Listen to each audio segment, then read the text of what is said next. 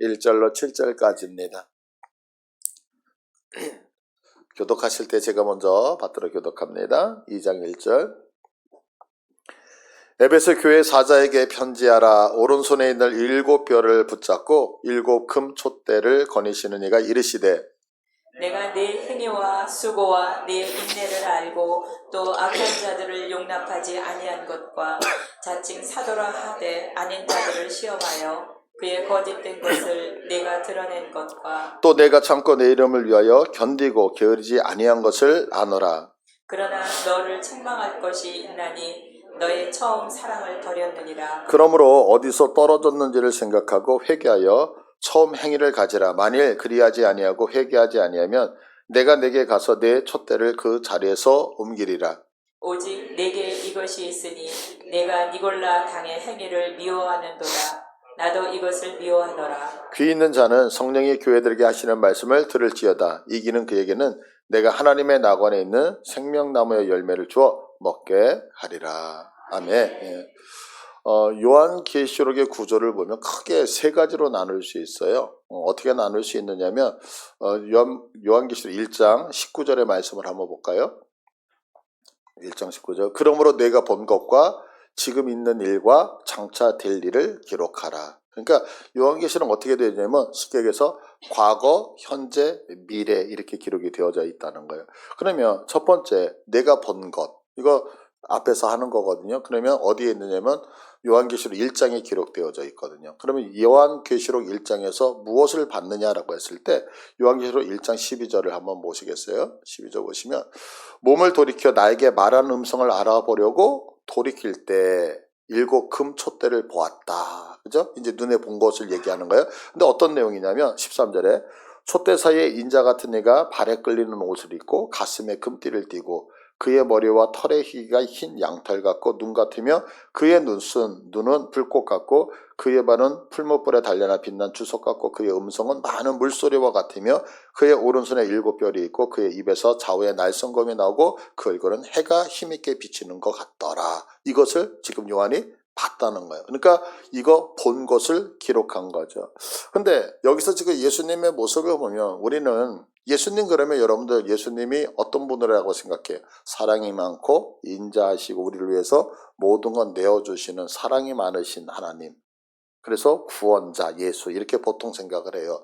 그런데 예수님을 생각할 때 그렇게만 생각하면 크게 문제가 되어진다는 거예요. 왜냐하면 예수님은요 우리의 창조주 되십니다. 예수님은요 우리의 구원자 되십니다.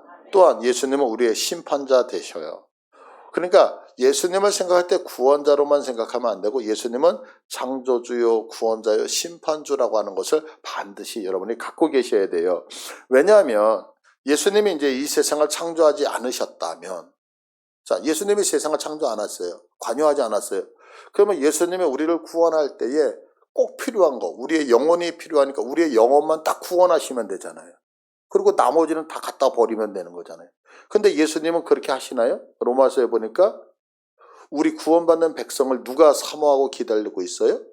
예수님이 만드셨던 모든 피조 세계가. 왜 그럴까요? 예수님은 우리 영혼들, 우리 인간의 영혼들만 구원하시는 게 아니라 하나님, 예수님이 직접 이 땅에 모든 걸 만드셨기 때문에 만드신 모든 걸 뭐 하기를 원하셔요? 회복하기를 원하신다고. 이거 여러분들 믿으시죠? 그럼 왜 그렇게 회복하기를 원하셨느냐면 한 가지 때문에 예수님이 세상을 만드신 창조주이시기 때문에 그런 거예요.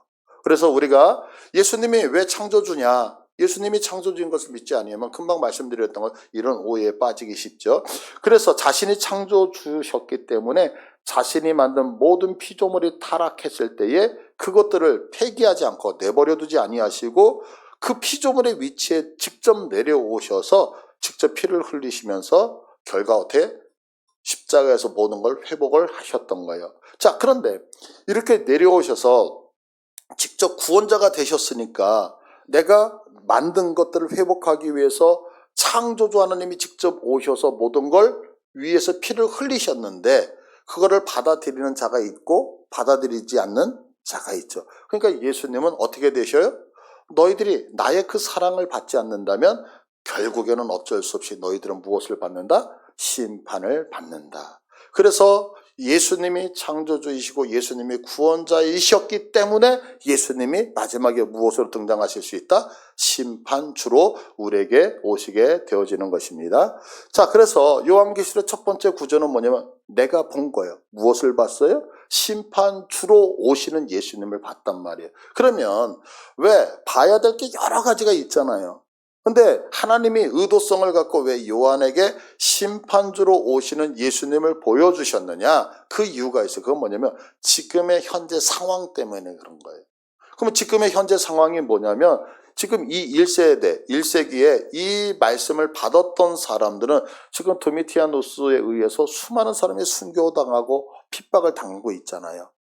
근데 이렇게 수많은 사람이 순교를 당하고 핍박을 당하고 있는데 그렇게 죽어가는 사람 말고 이게 너무너무 두려운 거예요. 여러분도 한번 생각해 보세요. 우리가 말로는 주를 위해서 살겠다라고 얘기를 하지만 정말 내 목에 칼이 들어와요.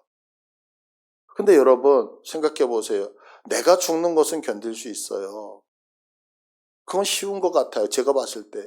그런데 내가 사랑하는 내 자녀가 죽는 것을 보는 것은 훨씬 더 속이 아프거든요. 그러니까 우리가 그런 얘기 하잖아요. 그냥 내가 죽지, 내가 아프지. 근데 지금 도미티아누스가 어떻게 해요? 그 아이들을 먼저 죽여버리고 있잖아요. 그러니까 수많은 사람들이 이 순교의 그 현장 속에서 죽음을 택하지 못하고 어쩔 수 없어서 믿음이 연약해서 어디로 가요? 배교하는 현상으로 가게 되어지는 거죠. 이때 지금 주님이 심판주로 요한에게 나타나서 보여주시면서 하시는 얘기가 뭐냐면 너희들 어렵고 힘들어도 괴로워도 이 만왕의 왕 되신 분은 저 로마의 도미티아 황제가 아니라 누구다? 마지막 어린 양 예수 그리스도가 심판주 되시니까 인내하고 참으라고 하는 이유 때문에 이 심판주의 모습을 보여주고 있는 것입니다. 그래서 이 모습이 요한계시록 첫 번째 구조이고 이제 두 번째 구조는 아까 보니까 뭐라 그래요? 내가 본 것과 지금 있는 일. 그럼 지금 있는 일은 뭐냐면 이제 본 것을 편지를 써서 아시아에 있는 7교회라고 보내라는 거. 이게 2장과 3장의 내용이거든요. 근데 이거는 한번 생각해 봐야 돼요. 그 다음에 있는 세 번째 구조와. 그러면 세 번째 구조는 뭐냐면 요한계시록 4장부터 마지막 때까지는 심판주 대신 그 예수님이 세상을 심판하시는 장면이 나와요. 자, 그러면 심판주 대신 그 예수님이 세상을 심판하시는데 자, 심판을 받는 사람들은 누구죠? 하나님을 거부하는 자들. 그죠? 그런데 아직 이 땅에는 누가 살고 있어요? 예수 믿는 우리들이 살고 있잖아요. 그러니까 우리들도 그 심판 안에 들어가면 돼요? 안 돼요? 안 되죠. 그래서 너희들이 심판주가 세상을 심판하시는데 심판하기 전에 지금 너희들 아시아에 있는 7교회 너희들은 뭐해라? 혹여나 하나님의 심판을 당할 일이 있으면 빨리 회개하고 돌이켜서 하나님의 심판을 면해야 된다라고 해서 두 번째는 무엇을? 지금 너에게 권면하는 일들을 기록하라. 그리고 세 번째는 권면을 받았음에도 권면대로 살지 않으면 어떻게 된다? 그 심판주 되신 예수님은 이렇게 세상을 심판하실 것이다. 이렇게 해서 첫 번째, 두 번째, 세 번째 구조로 나열이 되고 있는 거예요. 그러니까 다시 정리할게요. 요한계시록은 어떻게? 세 가지의 구조로 있는데 처음에는 심판주의 모습, 세 번째는 심판하시는 모습, 가운데 있는 것은 오늘 우리를 향하여서 무엇한다? 심판에 들어가지 않도록 회개하고 점검해야 된다라고 하는 말씀을 오늘서부터 이제 하시게 되어지는 거죠. 그래서 오늘 두 번째 구조인 이 심판을 당하기 전에 나의 모습을 점검하라는 메시지 첫 시간이거든요. 그러니까 오늘 이 말씀을 통해서 우리들의 신앙에서 잘못된 것이 있으면 여러분들 수정하시고 점검하는 시간 되시기를 축복을 드립니다. 자, 그런데 이제 오늘 본문을 비롯해서 이제 7교회에 편지를 써요. 2장, 3장에서. 그런데 이 7개를 편지를 쓰면서 꼭 마지막에 후렴구와 같이 들어가는 성경이 있어요. 그 성경이 뭐냐면 오늘 본문 2장 7절을 보시면 귀 있는 자는 성령이 교회들에게 하시는 말씀을 들을지어다. 자, 귀가 다 있잖아요. 그런데 귀 있는 자는 성령이 교회들에게 하시는 말씀을 들어라. 귀 있는 자는 들어라 이거를 7번 다 반복을 하시거든요. 그러면 여기서 이 귀 있는 자는 들으라는 말씀이 어떤 의미를 갖고 있는지 한번 우리가 생각을 해보자고요. 이 히브리 사람들에게 있어서 듣다라고 하는 얘기는 쉐마라고 하는 뜻이에요. 쉐마 이스라엘아 들어라. 쉐마. 쉐마는 들으라 이 얘기예요. 그래서 신명기서 6장 7절 같은 데 보면 하나님이 어떤 명령을 말씀하셔요. 그래서 신명기 6장 4절에 이렇게 말씀하시죠. 이스라엘아 들으라. 쉐마 이스라엘 들어라 이런 얘기예요. 그런데 히브리어에는 고대 히브리어에는 없는 단어가 하나가 있어요. 없는 단어. 히브리어에는 없는 단어가 뭐냐면 순종하다라는 단어가 없어요. 순종하다. 그러면 이제 이렇게 생각하실 수 있죠. 우리가 구약 성경을 보면 순종이라는 단어가 나오잖아요. 그죠? 그런데 사실은 원어에는 히브리어 성경에는 순종이라는 단어가 아예 없어요. 단어 자체가 없어요. 우리가 잘 알다시피 나폴레옹이 내 사전에 뭐가 없다고요? 불가능. 왜? 사전을 찾아서 불가능을 보니까 그 단어가 빠져 있어. 그것처럼 구약 성경에는 무슨 단어가 없다? 순종이라는 단어가 없어요. 자, 그래서 우리가 잘 알고 있는 성경 사무엘상 15장 22절을 보시면 지금 사무엘이 아말렉 사람을 다 진멸하라. 그런데 사울이 죽이지 않잖아요. 그래서 동물을 남겨놔요. 신음소리가 들어요. 저 울음소리는 뭡니까? 내가 하나님 앞에 제사 드리기 위해서 남겨놓은 거다라고 얘기할 때 사무엘이 사울을 책망하면서 하는 얘기인데 사무엘이 이르되 여호와께서 번제와 다른 제사를 그의 목소리를 청종하는 것을 좋아하신 같이 좋아하시겠나이까? 순종이 제사보다 낫고 듣는 것이 순양의 기름보다 나으니. 여기서 순종이라는 단어가 나와요, 안 나와요? 나와요. 우리나라에는 나와. 그러나 히브리어에는 있다 없다? 없어요. 그러면 이 순종이 뭐냐면 쉐마 들으라 이거예요. 그러면 이 얘기는 무슨 얘기냐면 이스라엘 사람들의 머리 구조에는 쉐마 들으라는 말 속에는 무엇이 포함되어져 있다? 순종이 포함되어 있는 거예요. 마치 이거하고 똑같아요. 여러분 이제 우리 점심을 먹어야 되잖아요. 자, 밥 먹어 라고 얘기했더니 우리 목사님이 밥 먹으라고 했다가 밥만 드시는 분이 계시나요? 없죠. 밥 먹으라고 하면 밥도 먹고 몹도 먹어요. 반찬도 먹어요. 국도 먹어요. 나는 반찬 먹으라는 얘기 안 했잖아요. 국 드시라는 얘기 안 했죠. 근데 왜 밥 먹어 그러면 반찬도 먹고 국도 먹나요? 우리 말 안에는 포함되어져 있는 거예요. 그게 그거와 같이 이스라엘 사람들 머리 구조에는 쉐마 그러면 듣고 뭐하라? 행동하는 것까지 같이 들어가는 거예요. 그러니까 이들은 어떻게 생각하냐면 내가 들었는데 행동을 하지 않으면 그건 들었다 안 들었다? 그건 안 들은 거예요. 자, 그러니까 지금 성령이 말씀하여 귀 있는 자는 들으라. 성경에는 들으라고 했지 언제 행동하라고. 전말이 그게 아니라 지금 들으라는 얘기는 뭐라고요? 들었으면 뭐 하셔야 된다?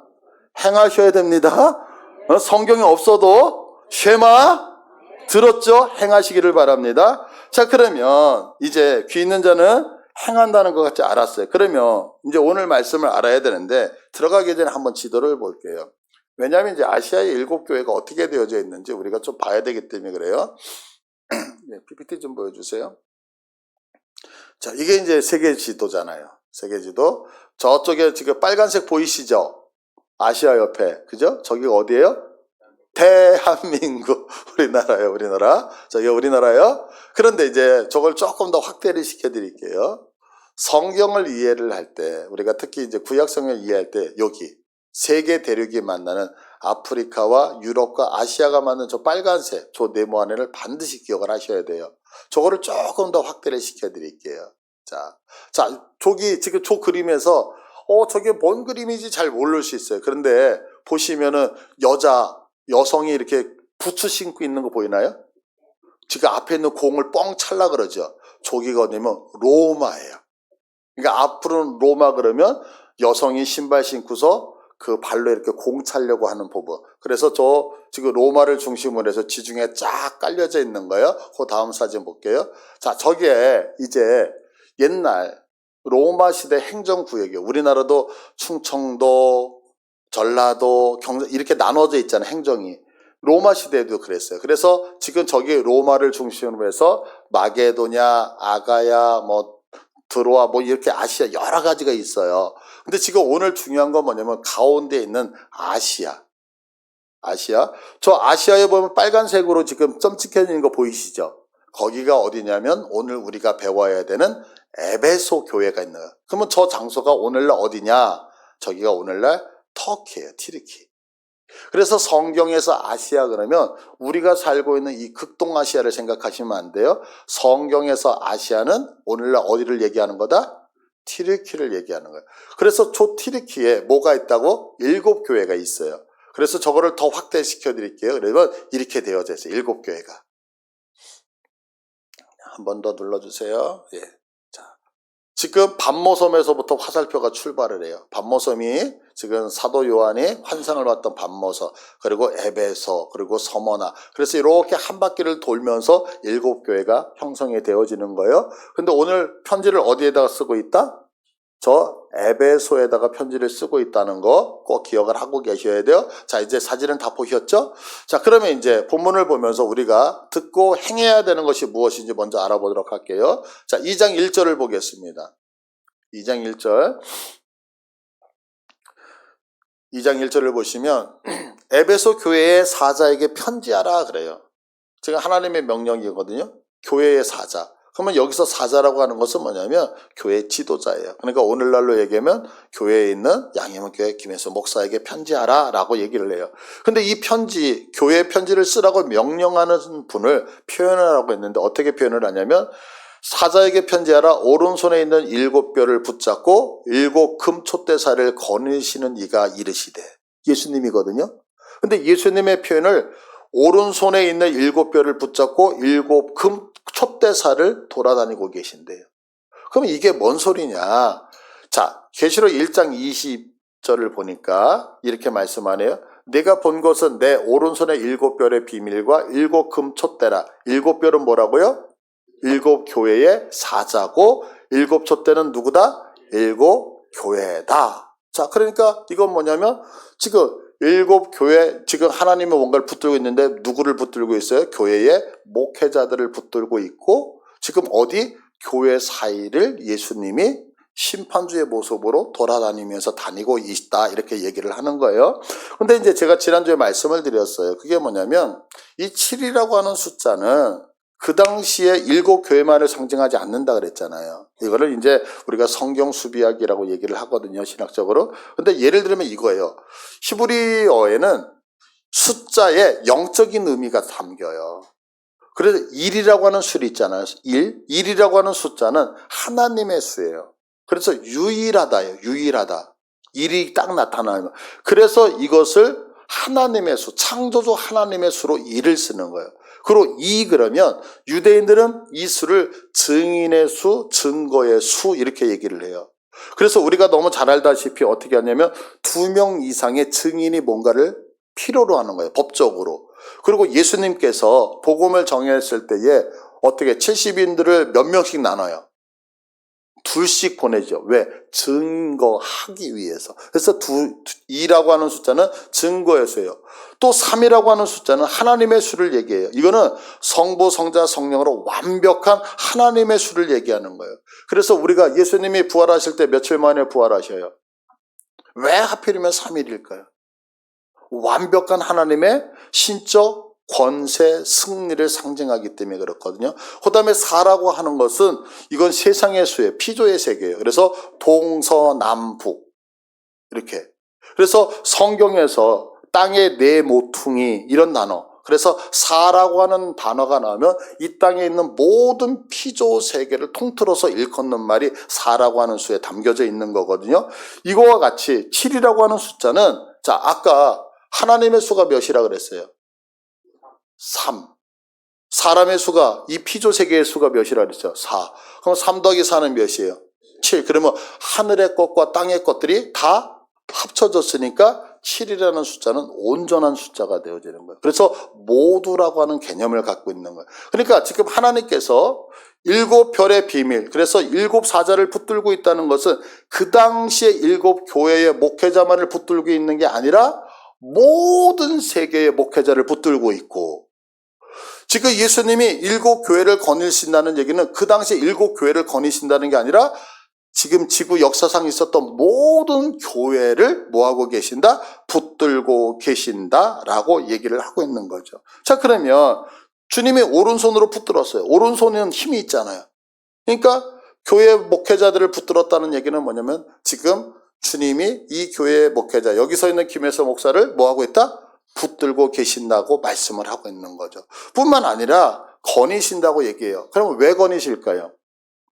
성경을 보면 거니심은 이유가 있어요. 하나님이 사랑을 표현하실 때 거니신다 그래요. 그래서 우리가 잘 알다시피 복음서 마태복음 4장 23절을 보시면 예수께서 온 갈릴리에 두루 다니사. 왜 다니셨을까요? 마실 가신 게 아니에요. 관심이 있었던 거예요. 하나님의 말씀을 전파하기 위해서, 연약한 자들을 고치시기 위해서 뭐 하셨다? 다니셔. 그러니까 지금 여기서 7 교회를 거니신다라고 하는 얘기는 하나님이 뭐 하시는 거예요? 사랑과 관심으로 교회를 하나하나 돌보시고 있다라고 얘기를 하는 거죠. 그래서 성경은 이렇게 얘기하는 거예요. 왜 하나님이 이렇게 교회에 관심을 가지고 이렇게 거니시냐면 에베소서 1장 23절을 보니까 교회는 누구다? 예수님의 몸이기 때문에. 그러니까 우리들 뭐 주무실 때 어떻게 화장도 하고 먹기도 하고 좋은 거 많이 드시죠. 왜요? 내 몸이니까. 그것처럼 예수님도 교회를 왜 이렇게 관심 있게 돌보시고 사랑으로 끌고 가시냐면 예수님의 몸이 교회이기 때문에. 누가? 우리들이기 때문에. 그러니까 지금 이 시간에도 하나님이 우리들을 사랑으로 부여잡고 있음을 믿으시길 바라요. 뿐만 아니라 자, 만물 안에서 만물을 충만하게 하시는 이의 충만이니라. 이게 뭐냐면 예수님은요 절대로 혼자 일하시지 않는다는 거예요. 누구와 일하신다? 교회에 된, 그의 몸 된 우리와 함께 일하시는 것 믿으셔요? 그러니까 이게 무슨 얘기냐면, 자 생각해 보세요. 제가 이제 문을 열고 나가는 거예요. 그랬는데 머리하고 몸뚱이는 아직 팔이 안 나왔어요. 근데 얘가 안 나와. 느려 빠졌어. 그러니까 아우 제 길은 놔두고 가지고 문을 탁 닫아버리죠. 안 그러세요? 가끔가다 그런 분이 있던데, 차 탈 때. 여러분도 잘 생각해 보셔요. 이게 농담 같지 농담이 아닌 게 뭐냐면, 보세요. 머리는 나갔어요. 그러면 머리가 누구예요? 예수님이 나갔다고요. 예수님이 나갔는데 예수님은 우리의 지체와 늘 함께 하신다는 사실 믿으세요? 그런데 팔이 안 나가. 그러면 예수님은 그냥 혼자 훅 가실까요? 아니면 팔이 나올 때까지 기다리고 계실까요? 기다린다고요. 왜? 예수님은 철저하게 교회를 통해서만 일하시기 때문에 그렇다는. 그래서 이 교회를 사랑하시고 보호하시는 거예요. 그러니까 지금 1세기에 너무나도 교회가 지금 환난을 당하고 있죠. 고통당하고 있잖아요. 근데 그렇게 고통당하며 마음에 갈등하면서 내가 다른 종교를 믿어볼까? 내가 예수님을 배반할까? 라고 하는 그 종교 지도자들을 향하여서, 목회자들을 향해서 얘기하는 게 뭐냐면, 아니 내 핏값으로 산 교회는 내 능력으로 붙들고 있단다. 그러니까 절대로 너희들은 로마 제국에 굴복하면 된다, 안 된다? 안 돼. 오직 하나님의 사랑만을 붙들고 하나님의 사랑이 너희들을 저들에게 넘겨주지 않을 테니까 힘내라고 응원하고 계시는 거죠. 그래서 여러분들 분명히 믿으시길 바라요. 우리가 인생 살다 보면 넘어질 때 있잖아요. 힘들 때 있잖아요. 근데 나는 누구예요? 교회거든요. 교회는 하나님의 사랑을 벗어난다, 못 벗어난다? 하나님은 절대로 우리를 버리지 아니하심을 믿으시기를 바라요. 그래서 제가 참 어렵고 힘들 때마다 묵상하는 말씀이 있어요. 이사야서 43장 1절이에요. 우리 한번 볼까요? 늘 제가 말씀드리잖아요. 야곱아, 못난 놈아, 너를 창조하신 여호와께서 지금 말씀하신다. 이스라엘아, 이제 구원받아서 회복된 사람아. 이렇게 불러놓고 하시는 얘기가 뭐냐면, 너는 두려워하지 말라. 내가 너를 구속했고 내가 너를 지명하여 불렀나니 너는 내 것이다. 아멘. 여러분 못났어도 하나님이 나를 향하여 지명하여 너 내 것이다. 그러면 왜 하나님의 이 지명이 그렇게 좋으냐면 2절을 볼게요. 2절 다 같이 읽게. 시작. 내가 물 가운데로 지날 때에 내가 너와 함께 할 것이라. 강을 건널 때 물이 너를 침몰치 못할 것이며 내가 불 가운데로 지날 때 타지도 아니할 것이요 불꽃이 너를 사르지도 못하리다. 보세요. 우리가 하나님이 너를 택정하여 불렀기 때문에 불이 우리에게 위험이 안 오는 게 아니에요. 와요. 물이 오고 시련이 와요. 그런데 이 물이 하나님이 함께 하셔서 물이 너를 뭐 하지 못해요? 침몰시키지 않는데요. 불이 우리에게 온다 안 온다? 와요. 경제적으로 어려울 수 있죠. 건강 때문에 어려울 수 있죠. 여러 가지 사람 때문에 힘들고 고통당할 수 있어요. 그런데 그 어려움이 나를 침몰시키지 못하고 그 어려움이 나를 사르지 못한다. 믿으십니까? 왜요?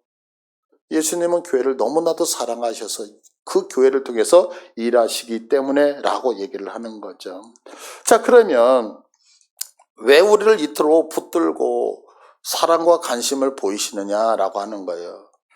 그 이유를 오늘 성경 본문에서는 2절과 3절에 이렇게 말하고 있어요. 자, 본문 보자고요. 2절. 내가 내 행위와 수고와 내 인내를 알고, 또 3절에 보시면 또 내가 참고 내 이름을 견디고 게으르지 아니한 것을 아노라. 자, 성경에서 안다라고 하는 것은 그냥 머리로만 아는 게 아니잖아요. 전인격적으로 아는 것을 안다라고 말씀을 드렸어요. 제가 이제 전에 한번 말씀드렸잖아요. 이제 자동차가 이상이 있어서 이제 어디를 밖에 나갔다가 집에 가야 되는데 집에 갔다가 나오기에는 좀 그렇고 정비소는 아직 문을 안 열고, 그래서 제가 이제 정비소 앞에다 차를 세워놓고 잠깐 쉬고 있었어요. 9시쯤 되니까 이제 사장님이 딱 왔어요. 그러더니 한 첫마디가 일찍 오셨네요. 그래서 또 어떻게 일찍 왔다 그래요. 그래서 아니요, 금방 왔습니다. 그랬더니 그분이 딱 하는 얘기가 2시간 전에 왔잖아요. 그래서 제가 물어봤죠. 어떻게 알았어요? 그러니까 CCTV가 있잖아요. 다 찍히는 거요. 이것처럼 이 땅에서 일어나는 모든 일들 하나님이 아신다 모르신다? 다 아셔요. 그래서 성경은 우리에게 분명히 경고하는 거예요. 전도서 12장 14절 봐보세요. 하나님은 모든 행위, 모든 은밀한 일을 선악간에 뭐 하신다? 심판하신다.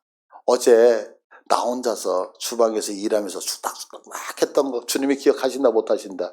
그것까지도 아신다니까요. 그래서 말씀하시잖아요. 우리들이 던졌던 농담까지도, 우리가 지나가면서 던졌던 농담까지도 주님이 기억하시고 선악간에 판단하신다고 얘기하잖아요. 그러니까 예수님은 우리의 수고를 아신다는 거예요. 근데 이 수고가 뭐냐면, 수고라는 말이 매질이라는 뜻이에요. 매맞다라는 얘기예요. 그러니까 지금 1세대에 이 사람들은 지금 그 복음 때문에 지금 아우구스트레 도미티아누스한테 엄청난 박해를 당하잖아요. 매를 맞았죠. 그거 예수님이 다 알고 있다는 거예요. 여러분들 지금 내가 신앙생활 하면서 여러분들 힘들고 고통스러운 거 주님 아실까요? 모르실까요? 다 알고 계신다고요. 다 알고 계셔. 뿐만 아니라 우리들의 인내를 알고 계신대요. 인내라고 하는 것은 몸 아래에 머물다라는 거예요. 자, 그러면 지금 도미티아누스가 박해를 하잖아요. 그 박해 밑에 우리가 고통당하고 있었던 것을 주님이 안다 모른다? 그것도 다 알고 있었다는 거예요. 다 알고 있어요. 그러니까 주님은 우리들에서 모르는 게 있다 없다? 다 아셔요. 다 아는 것이 그러면 왜 그렇게 중요하냐면 다 알기 때문에 공감할 수 있는 거예요. 다 알기 때문에 공감할 수 있는 거예요. 제가 이 공감이라고 하는 단어를 잘 못 느꼈어요. 그래서 공감이라는 단어를 쓸 때마다 쓰는 예화가 있어요. 들어보세요. 전에도 말씀을 드렸을 텐데 어떤 아버지가 작은 아이하고 같이 지하철을 타요. 근데 가만히 이제 앉아서 아버지가 그 멍 때리는 거죠, 일명. 생각이 없이 그냥 먼 산을 쳐다보고 있으니까 아이가 아빠 눈치를 살짝 보다가 아빠가 통제를 안 하잖아요. 그러니까 이제 천방지축처럼 여기도 갔다 저기도 갔다. 근데 이제 그것이 점점 심해지기 시작해. 그러니까 그 좌석에 막 신발 신고 올라가서 뛰어다니기도 하고 그 줄에 매달리기도 해요. 그러니까 주변에 있는 사람들이 불편하기 시작한 거죠. 그러니까 나중에 아버지를 보고 애 한 번 보고 아버지를 보고 애 보면서 저 아버지는 왜 저래? 뭐 저런 사람이 다 있어. 자기 애는 자기가 잘 관리를 해야지. 그러다 나중에 참지 못해가지고 큰 소리 얘기하죠. 아니, 애 좀 똑바로 봐요. 애가 저렇게 천방지축으로 다니는데 저거 내버려 둘 거냐고. 그때서 아버지가 깜짝 놀라서 미안하다고. 그러면서 아이를 자기 앞에 앉혀서 그러면 안 된다고. 그러면서 자기 얘기를 하는 거예요. 조금 전에 이 아이의 엄마를 장례 치르고 왔습니다. 근데 이 어린 아이를 어떻게 키워야 될지 걱정하다 보니까 잠깐 생각하는 가운데 아이에 대해서 신경을 못 썼다고. 근데 그 모습을 딱 보는 순간에 주변에 많은 사람들이 갑자기 그 아이가 안쓰러워지는 거예요. 장난쳤던 그 모습이 저놈의 새끼 한 대 가서 때려줘. 이게 아니라 그렇게 천방지축 놀고 있는 그 아이의 모습을 보면서 마음이 찡한 거예요. 왜요?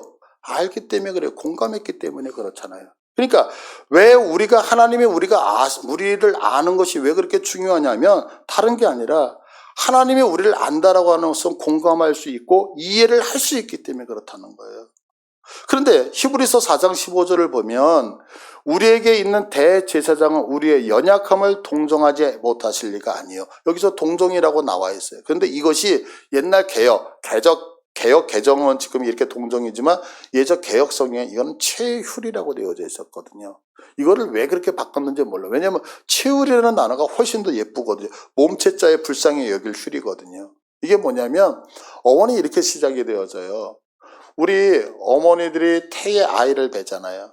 그러면 엄마가 먹는 거 아이에 흘러가죠. 엄마가 고통스러우면 아이한테 흘러가죠. 엄마가 기쁘면 아이한테 다 그 기쁨이 흘러요. 이렇게 흘러가는 것을 뭐라면 치유리라고 얘기하거든요.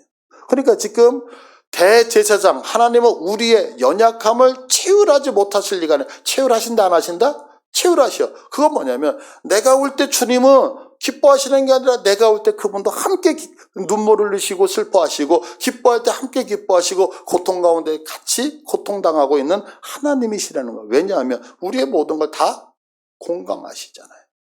그래서 모세가 이야기를 하죠.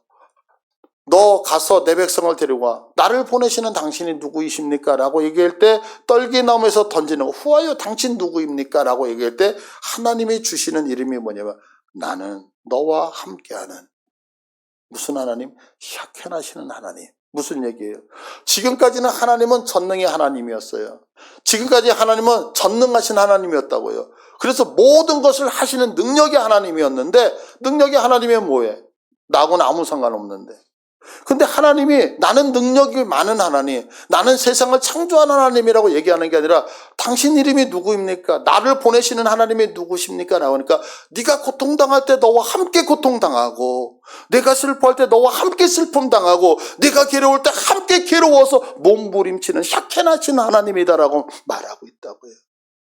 그러니까 여러분들 하나님은 우리의 아픔에 대해서 전혀 모르시는 것이 아니라 저 먼 곳에서 공감하는 게 아니라 우리의 인생 속에 들어오셔서 임마누엘 하셔서 우리와 함께 고통당하시는 것을 경험하시고 치유하시는 하나님인 것을 여러분이 믿으시길 바라요. 그러면 왜 우리와 함께 하실까요? 하나죠. 알기 때문에 도울 수 있는 거죠. 치유하기 때문에 도와줄 수 있는 거죠. 그러니까 하나님은 우리를 거저두지 아니하시고 뭐하고 계신다는 거예요?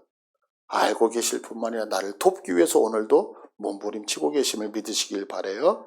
그런데 이렇게 우리를 위해서 응원하시고 돕는 하나님이 지금 에베소 교회를 향해서 한 가지 경고를 하는 거예요. 그게 4절서부터 나오죠. 4절에 보세요. 그러나 지금까지 칭찬했던 걸 다 뒤집었어요. 너를 책망할 것이 있다. 너의 처음 사랑을 버렸다라고 해요. 처음 사랑을. 그러면서 하시는 얘기가 5절에 다 같이 읽게 시작. 그러므로 어디서 떨어졌는지를 생각하고 회개하여 처음 행위를 가지라. 만일 그리하지 아니하고 회개하지 아니하면 내가 내게 가서 내 촛대를 그 자리에서 옮기리라. 첫사랑을 회복하시길 바라요. 근데 여러분들 보세요. 사랑은 뭘까요? 사랑. 우리의 혼의 영역이 있잖아요. 혼을 지정이라고 얘기하잖아요. 그러면 사랑은 어디에서 발동하는 걸까요? 사랑은 정이죠, 정. 그러면 내가 사랑을 잃어버렸다는 얘기는 왜 잃어버릴까요? 정적인 게 작동하지 않아. 그러니까 우리가 그러잖아요. 이성적인 사람은 감정이 조금 메말라 있죠. 또 감성적인 사람은 뭐가 부족해요? 지적인 게 많이 부족하잖아요. 그죠? 왜 그럴까요? 다르기 때문에 그렇죠. 그래서 IQ와 EQ 같이 가기 힘들잖아요. 그러니까 사랑을 잃어버렸다는 것은 왜 잃어버렸냐면 이성이 작동했기 때문이거든요. 그럼 왜 이성이 작동했느냐? 6절을 보시면 오직 내게 이것이 있으니 내가 니골라 당의 행위를 미워하는도다. 왜 이성이 작동했느냐면 니골라 당의 행위를 미워하기 위해서였어요. 그러면 니골라 당이 누구냐라고 했을 때 사도행전 6장 5절을 한번 볼게요. 자, 이건 뭐냐면 우리 초대교회 7 집사님이 계셨잖아요. 그죠? 그 일곱 집사님의 이름이 나오거든요. 그런데 온 무리가 이 말을 기뻐하여 믿음과 성령이 충만한 사람 스데반, 또 빌리, 브로고로, 그리고 니가노르, 디몬, 바메나, 그리고 유대교에 입교했던 안디옥 사람 누구? 니골라. 그래서 7명의 일곱 집사님을 처음으로 세웠어요. 근데 여기에 등장하는 니골라 집사님이 나중에 타락을 해요. 그래서 하나님의 말씀을 제대로 가르치는 게 아니라 잘못된 가르침을 이단으로 바뀌어 그들을 뭐라고 하면 니골라 당 이렇게 얘기를 했던 거예요. 그러면 이 니골라 집사님이 가르쳤던 니골라 당의 문제점이 뭐였느냐면 무율법주의였어요. 무율법주의.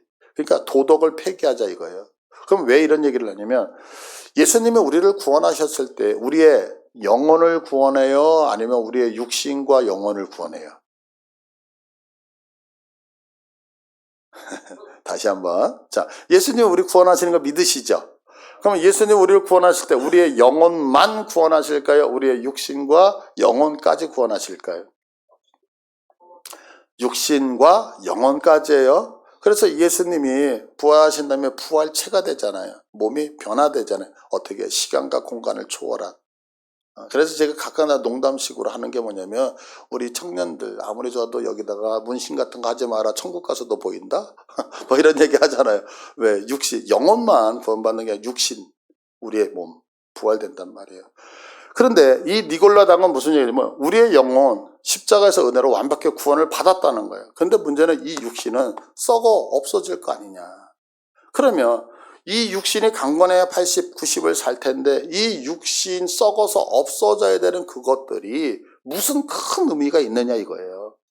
그래서 이 육신은 구원받았으니까 하고 싶은 거 이제 다 해도 된다. 도덕을 폐기시켜도 된다. 이 얘기를 했던 거예요. 그러니까 육신으로 어떤 죄를 지어도 우리가 구원받는 데는 문제가 있다 없다? 없다. 이렇게 얘기를 했던 거예요. 근데 이것이 그 당시에 로마 사회와 딱 맞아떨어졌어요. 그러면 로마 사회는 우상과 음행이 아주 그 판을 치던 세대거든요. 그럼 왜 판을 쳤느냐면 그 당시에 로마가 전 세계를 다스렸는데 가장 큰 도시가 뭐냐면 로마죠, 당연히. 그리고 아까 봤던 아시아의 에베소가 가장 큰 도시였어요. 그리고 또 하나의 도시가 오늘날 이집트에 있는 알렉산드리아였거든요. 그러니까 여기에는 로마의 모든 경제적인 것들이 다 집중이 돼 있던 거예요. 근데 이때에 자 우리도 그렇잖아요. 뭐 여기 노점상을 한다면 노점상 아무나 할 수 있나요? 노점하기 위해서는 어떻게 노점하는 그분들의 거기에 회원으로 가입이 돼야 되잖아요. 이것처럼 상업을 하기 전에 길드라고 하는 협동조합이 있었거든요. 근데 이 협동조합에서 받아주지를 않으면 장사 같은 걸 못해. 그러니까 기독교인들은 여기 들어가는 게 어려워서 왜 들어갔냐면 여기에 들어가려면 반드시 해야 되는 게 뭐냐면 신전에 가서 우상 숭배를 해야 돼. 그리고 신전에 있는 사제들과 성적인 관계를 해야 돼. 그러다 보니까 이것을 거부했던 그 기독교인들은 길드에 들어간다 못 들어간다? 못 들어가죠. 그런데 지금 니골라 집사님이 가르치는 그 당에서 얘기하는 거야. 너 구원 받았잖아. 받았는데 이 육신, 이 몸뚱아리가 가서 우상한테 절하는 게 뭐가 그렇게 좀 무서워? 왜 어차피 구원 받으니까? 그러니까 우상 숭배 해도 된다 안 했다? 해. 너 구원 받았잖아. 구원 받았으니까 이 몸뚱아리 어차피 썩어 없어질 건데 참치장가 저쪽에 가서 음란한 행위하면 어때? 괜찮잖아. 괜찮지 않아요? 그러니까 이제 기독교인들이 그렇게 고민했던 영혼도 구원받고 이 땅에서 잘 먹고 잘 살 수 있는 길이 열려버린 거예요. 그래서 여기에 빠져들기 시작을 했어요. 그러니까 에베소 교회는 이들을 이들을 솎아내기 시작을 했다고요. 그런데 이제 보는 거예요. 우리 황대호 지사님. 혹시 니골라당 어제 이상한 함부로 살아도 된다. 니골라당 아닌가? 그럼 서로 막 의심을 하면서 뭘 지금 동원시키겠어요? 교회 내에 모두가 다 눈에 레이저를 켜고 쌍찜질을 켜고 니골라당이 있나 없나 이거 찾아냈을 거 아니에요. 그러니까 뭐가 없어져요? 이제 사랑은 사라져버린 거예요. 사랑은. 그러니까 너희들이 하나님을 섬겼을 때 교회가 어떻게 양형은 교회가 어떻게 만들어졌어요? 너 키 몇이야? 몸무게 몇이야? 너 사람들이 몇 명이나 너한테 예쁘다는 얘기해? 10명 중에 9명, 그래, 넌 합격, 우리 양해문 교회 성도. 뭐 이렇게 뽑았나요? 허물 맞고 죄 많았던 우리들이었는데 사랑으로 해서 교회 공동체를 만들었잖아요.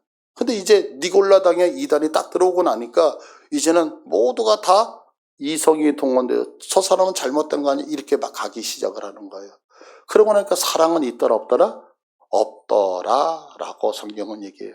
그래서 에베소의 문제는 이 니골라당의 행위에 대한 경계를 하게 되면서부터 이제는 전부 이성으로 판단하기 시작하면서 첫사랑을 잊어버리게 됐던 거죠. 그래서 성경은 너희들 첫사랑을 회복해야 된다라고 얘기하는 거예요. 그러니까 여러분들 분명하게 여러분들 믿으셔요. 교회는 반드시 잘못된 부분에 대해서 아주 날카롭게 지적을 해서 도려내야 돼요. 이거 믿으시죠? 그러나 그 행위에 대해서는 아주 날카롭게 도려내지만 사람에 대해서는 언제나 품어주고 사랑으로 다독거려야 된다는 것을 절대 잊으시면 안 되는 거예요. 그럼 우리가 왜 죄 지은 사람의 행위만을 미워하지 않고 그 사람까지도 미워하게 되냐면 그 이유는 딱 한 가지예요. 너하고 나는 달라 이거거든요. 넌 죄인이지? 나는 죄 안 져. 아유, 넌 이것도 못하지? 난 그거 그렇지 않아. 근데 여러분 세상에 잘난 사람 못난 사람, 세상에 깨끗한 사람 안 깨끗한 있나요? 성경은 다 얘기하죠. 모든 사람이 죄를 범하였으며 하나님의 앞에 나가지 못하잖아요. 그래서 우리 모두는 여기서 있는 목사도 여러분들 다 누가 필요해요? 예수 그리스도가 필요하심을 믿으시길 바랍니다. 그러나 우리는 이 사실을 잊어버리는 거예요. 나는 너하고 다르다는 거예요. 그래서 우월주의에 빠져요. 그래서 5절을 다시 한번 보시면 5절을 보시면 지금 2장 5절 그러므로 어디서 떨어졌는지 생각하고 회개하여 처음 그렇게 사랑했던 행위를 가지라. 만일 그리하지 아니하면 회개하지 아니하면 내가 내게 가서 내 촛대를 그 자리에서 뭐하리라? 옮기리라. 사명을 옮기리라라고 얘기해요. 여러분들 유대인들의 문제가 뭐였어요? 선민의식이었잖아요. 하나님은 백성들에게 너희는 사람들에게 하나님의 사랑을 전하라고 이스라엘 백성 택했잖아요. 근데 이스라엘 백성들은 어떻게 생각해요? 나는 너희들하고 다른 사람들. 회개했어요, 안 했어요? 안 하잖아요. 늘 우월주의, 지금도 선민주의 사상에 빠져 있잖아요. 그런데 실질적으로 역사 속에서 보면 하나님의 그 유대인들에게 있었던 촛대 메노라를 옮기신다고요. 한번 사진 보여주시겠어요? 이게 뭐냐면 앞에 저게 글씨를 안 보이시네요, 여러분. AD 70년에 그 예루살렘에 쳐들어온 디도 장군이 티투스 장군이라고요. 이 티투스 장군이 전 세계를 장악을 하고 이제 황제가 되어지거든요. 그래서 그의 전쟁을 기념하기 위해서 개선문을 만들어 놓은 거예요. 저 앞에 개선문 보이죠? 자, 근데 저 개선문 안에 어떤 그림이 있느냐 한번 보세요. 자, 보이시나요? 메노라? 촛대. 지금 로마 군인들이 촛대를 짊어지고 가는 거 보이시죠? 그게 뭐냐면 예루살렘에 있는 촛대였거든요. 근데 그 예루살렘을 무너뜨리고 예루살렘에서 로마로 저 촛대를 옮겼어요. 그러면서 우리가 전쟁에서 승리해서 이것을 옮겼다고 자랑하면서 부조로 만든 역사적인 장면이거든요. 무엇? 우월주의에 빠졌어요. 사랑을 잃어버렸어요. 회개하지 않았어요.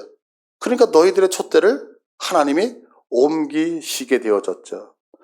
하나님이 아브라함을 불러서 이스라엘 백성을 만드실 때 그들에게 주었던 사명은 하나님의 사랑을 전하는 거였는데 그들은 그 사명을 망각했다고요. 그래서 하나님은 사랑을 나누어 주라고 불렀는데 이스라엘 사람들은 내가 왜 이스라엘 백성, 이 유대인이 됐는지 알아? 그 이유는 단 하나, 내가 잘났기 때문이다라고 얘기를 하는 거죠. 그래서 결국에는 역사 속의 메누라가 실제적으로 옮겨지더라는 거예요. 자, 오늘 성경 우리 양해문 교회 성도들에게 말씀하고 있습니다. 하나님의 간섭과 사랑을 받는 교회가 세상을 사랑으로 품지 않고 우리들만을 자랑하려 할 때에 그 사명을 다른 곳으로 옮겨간다는 사실을 믿으시길 바라요. 우리 교회에게 주신 사명은 영혼을 사랑하고 품고 그들을 하나님의 몸된 교회로 함께 모아 하나님의 나라를 확장해 나가는데 이 사랑이 교회에서 사라져버리면 우리들의 사명은 뭐한다? 다른 교회로 옮겨간다는 사실을 믿으시길 바라고요. 그러나 우리가 하나님의 사랑을 끝까지 지키고 그 사랑대로 살 때에 성경은 우리에게 말씀하죠. 7절. 그러므로 귀 있는 자는 성령이 교회에게 하시는 말씀을 들을지어다. 이기는 그에게는 내가 하나님의 낙원에 있는 생명나무의 열매를 주어 먹게 하리라. 왜요? 사랑은 하나님의 속성이거든요. 그래서 사랑하는 자를 하나님은 영원히 당신의 품에 두시겠다고 얘기해요. 여러분 명심하세요. 교회는요 사랑으로 정복하는 곳이에요. 교회에 문제가 생겨요. 교회에 어떤 일이 생겨요. 논리가 아니에요. 교회 신앙생활을 하면서 머리를 가지고 신앙생활하는 것은 여러분이 속고 있는 거예요. 교회는요 세력을 만들어가는 게 아니에요. 교회는 철저하게 사랑으로만 엎드리는 거예요. 하나님의 사랑으로 정복하는 거예요. 저들이 나를 핍박할지라도 지식으로 그들에게 내 지식을 가지고 싸워서 이기는 게 아니라 그들을 향하여 사랑으로 품고 그들을 위해서 기도하고 중보함을 통하여 그들을 항복시키는 것이 교회인 것을 믿으시길 바라요. 그래서 신앙은 절대로 머리로 하는 것이 아니라 무엇으로 한다? 한번 따라서 할게요. 무릎으로 한다. 그래서 기도하지 아니하면 교회는 교회되지 못한다는 사실을 믿으셔서 여러분 사랑을 유지하셔서 하나님의 은혜와 복 안에서 누리시기를 간절히 축복합니다. 우리 다 같이 일어나셔서 찬양합니다.